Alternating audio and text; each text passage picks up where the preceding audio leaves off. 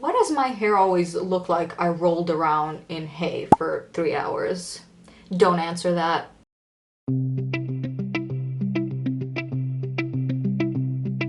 Hi, hello, welcome to my video. If you're from my Instagram, I love you. If you're not from my Instagram, love you all the same. So today I ended up creating this look, and we're gonna be talking about New Year's resolutions and how I handle them, what would maybe be the better way to handle them, and how we can stay on top of all of our goals this year. And you know, I'm also gonna be blabbering about a few little random things here and there in between, but you're already used to that. So enough with the chit chat, let's just get right into more of the chit chat, but while I'm doing other things. Okay, the video. Okay, so we're just gonna get straight into it. I have a lot of stuff to talk to you about today. So obviously, first of all, we're priming the eyelid as per usual, and as you can see, my base is already done. Again, as per usual, I'm predictable.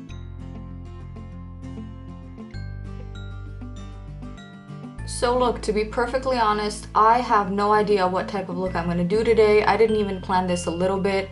So it might be a fail, it might be a disaster, but I'm just going to tell you along the way what I'm doing. Right now I'm just sketching out a shape for the cut crease. I do my cut crease this way sometimes because cleanup is easier, and you know, today's just one of those days where I don't feel like cleaning up a lot. So now I'm just loading that same exact shade on a tiny detailed fluffy brush, and I'm working it kind of right where I, you know, already drew that line, just so I could bring the shade up a little bit and just lift it. So anyway, let's chat. What I really wanted to talk to you about today is, well, number one, New Year's resolutions and how we always set ourselves up for failure. And that will in turn also explain why I haven't posted a video last week. I already explained on my Instagram stories, which you should follow me there if you want to get the detail as soon as possible, the tea. But if you don't follow me, I'm gonna explain it to you. But first I need to tell you how I imagined January was gonna be, okay? So my naive self, every probably New Year's Day, I tell myself, you know what? I'm gonna make resolutions, and I'm gonna make good resolutions that I can stick to, so as to better my life and as to have the best new year as possible. 2022 is gonna be my year. And by the way, I say that every single year. My resolutions aren't exactly the same every year. They're kind of similar. It's always, you know, live a healthier lifestyle, mentally and physically in some way, shape, or form. But I think as we get older, and now tell me if you do this, we kind of make more abstract New Year's resolutions, and those would be like, you know, take care of my mental health, drink more water. It's not so much about the material stuff anymore as it is just live a healthier life overall. And so that's what I did this year. You know, I thought, let me be realistic. I'm not going to set any very specific goals because I tend to not follow through with them. And I always just set sort of resolutions and then never do anything about it. But this year I was like, let me, you know, be realistic and think of something that I can actually do. But while I did kind of do that when it comes to my New Year's resolutions, I was also sort of naive in thinking that January and 2022 was definitely going to be my best year yet, because already, and it's not even the end of January yet, this has already been probably the worst year thus far. So let me tell you about it. Listen, I am now taking a sort of neon pink coral shade and applying it in between that red shade and hoping for the best. But yeah, let's get back on track. So January, I said this is gonna be the best year yet, the best one, whatever, right? And you know, I gave myself certain New Year's resolutions, which as per usual were eat healthier and genuinely exercise more, because I live a very sedimentary lifestyle. And that's going okay so far. Please keep your fingers crossed for me though, because by March, I usually end up saying goodbye to the New Year's resolutions. But hopefully this year I'll have more willpower than that, but I can't guarantee that, you know, we'll see. Another resolution was, oh, take care of your mental health. Now that one is not going that great, and I feel like that one's kind of out of my control a little bit, because it's hard in today's day and age to take care of your mental health. So I'm not to be fully blamed for that one, but this is why my mental health didn't even stand a chance since the 3rd of January, okay? So I went out of the country with my partner to celebrate New Year's, and we got back on the 3rd of January. And ever since the 4th, everything has been going super downhill. So first of all, one person I am fairly close with was diagnosed with the, what should we call it? I hear you can't say the C19 word on YouTube. So let's call it just the kiwi. Let's call it the kiwi 19 disease, you know? They got diagnosed with that, and I was like, okay, this isn't good, this isn't good. And obviously not to make it all about myself, because it's not about me at all. It's more about the people who actually do have it. Obviously they have the short end of the stick, but I'm just saying if anybody you know gets diagnosed with it, it's hard not to worry as well. So immediately I was a little worried, but I was like, you know, it's fine, it's gonna work itself out. And then another person that's very close to me, got diagnosed with the kiwi 19, and I said, oh no.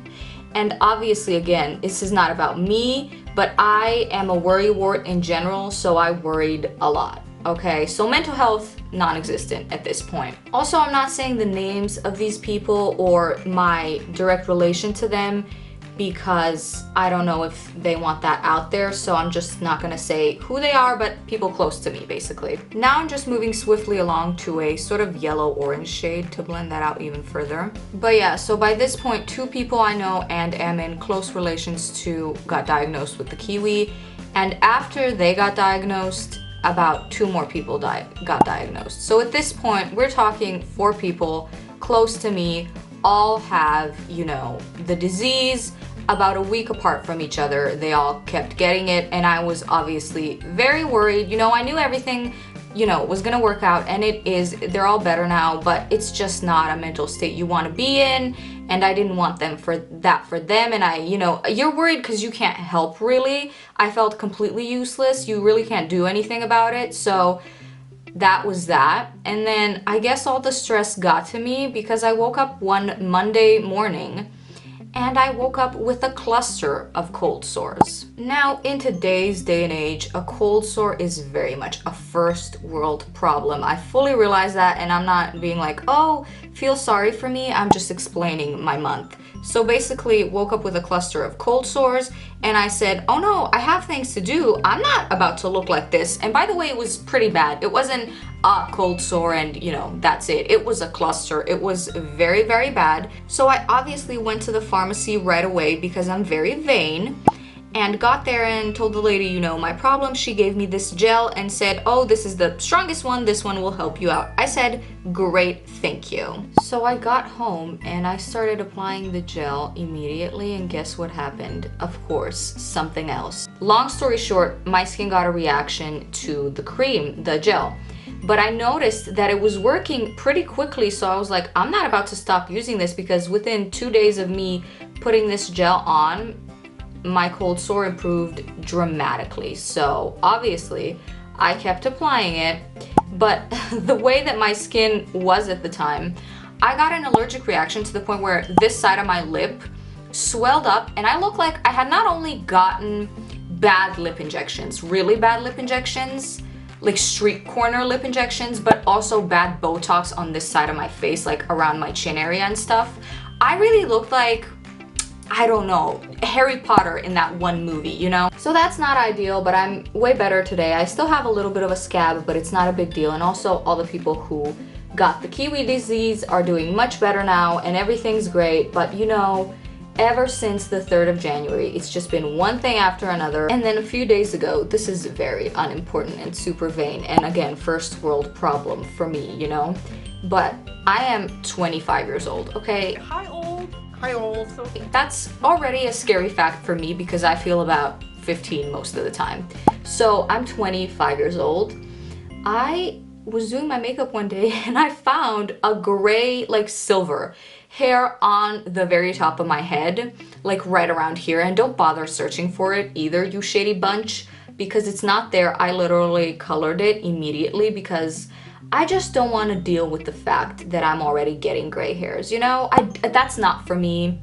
It's not real hot girl stuff, so I'm not gonna deal with that fact, and I choose to ignore it, so I colored it right away. Now I'm just reapplying the shades that I used, and I'm starting with that coral shade and strengthening it to look as bright as I want it to look, and then I'm going back in with the red, and you know the drill by this point. But in all my years of making failed New Year's resolutions and never following up on them, I've learned that you can't be too hard on yourself. It's nice to set, not resolutions, let's call them goals.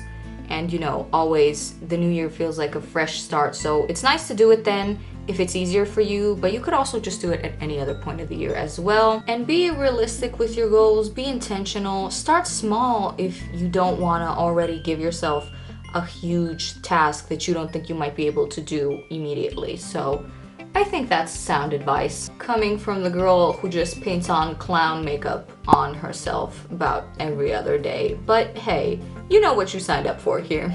Finally, I'm going in with that red shade and just deepening it up a little bit, and I think we might cut the crease next. Now I'm just cutting the crease with some Vaseline. You know, I know that I'm gonna look back at this video and see myself hunched back like Quasimodo and just squinting in this mirror like a crazy person, but that's just how I do makeup. How do you do your makeup? Tell me, let me know.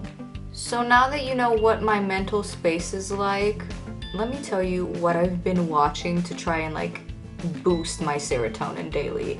So obviously Drag Race, season 14. I'll just be quick about it, okay? In my last video, I'll link it right up here, I told you that cornbread was my favorite, and she still is. I'm sorry I gave everybody a fair shot, and I love all of the queens, truly. But cornbread is my girl right now. I hope she wins. I really do. If you're struggling with your mental health like I am a little bit, I hear journaling helps. You might want to try that. I did. Personally, it doesn't work for me. Every year, one of my resolutions is to like journal more and all of this. I really want to be that girl. I want to be journaling girl. But I can't be her. I try every year. I buy a journal and I keep thinking, you know what? If I buy a cute enough journal, I'm gonna want to do it more. That's not the case. I journal for about a day and then I'm done with that. So I really can't journal. So instead of that, what helps me is just going on walks. Long walks and listening to music really help me. Basically, in conclusion, I think it's great to set New Year's resolutions, but calling them goals I think is a little bit more effective rather than just resolutions and then doing nothing about them. And also be kind to yourself, be gentle, and you know, set realistic ones. Set something that you can actually keep long term. So now I'm just reapplying some eyeshadow base wherever I cleaned up my cut crease. This is what's gonna make it really sharp and crisp, and that's what we're looking for today.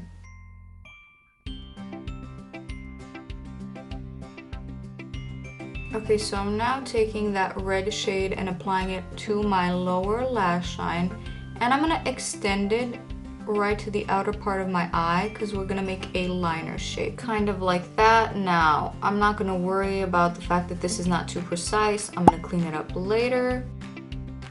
Now what we want to do is create a winged shape, and obviously just extend it just like you would any eyeliner to the corner of your eye, or the inner corner, I should say. I'm now doing the same thing on the other eye. I'm now taking a fluffy brush and blending this out with that coral shade. You're also gonna blend out the wing, you know? This is kind of giving me Valentine's Day vibes a little bit. Which, by the way, I did a poll on my Instagram asking like what people thought of the holiday. Is it, you know, too commercial? Do they really love it? Whatever. And most people were like, yeah, it's too commercial, don't like it. And you know what? Me personally, I like the idea of there being a day where you kind of tell the people that you love them.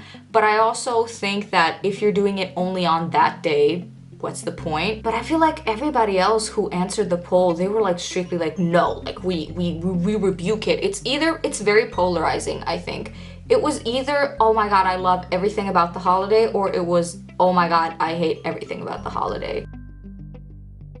And then we're going in with the yellow, and you want to bring this as far up as you want, essentially.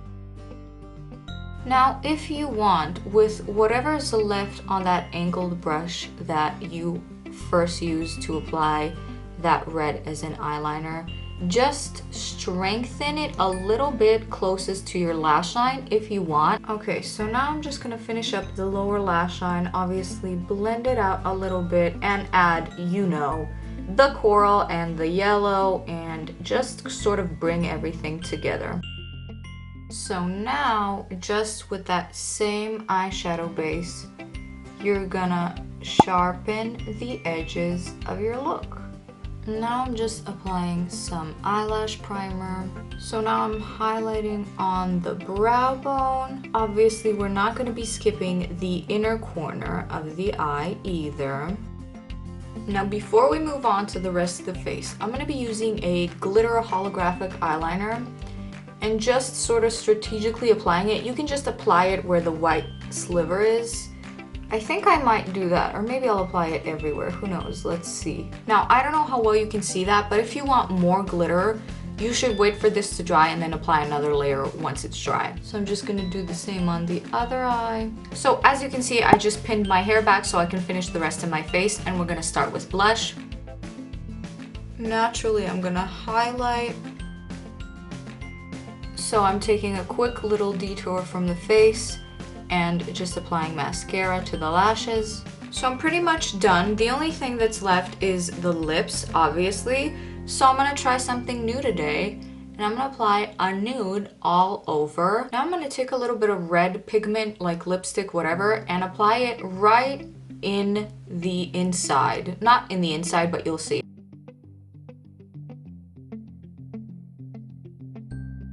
So as you were able to see, that's a really quick and simple way to get sort of a cute little gradient lip that's not overbearing when you're doing kind of heavy looks like these.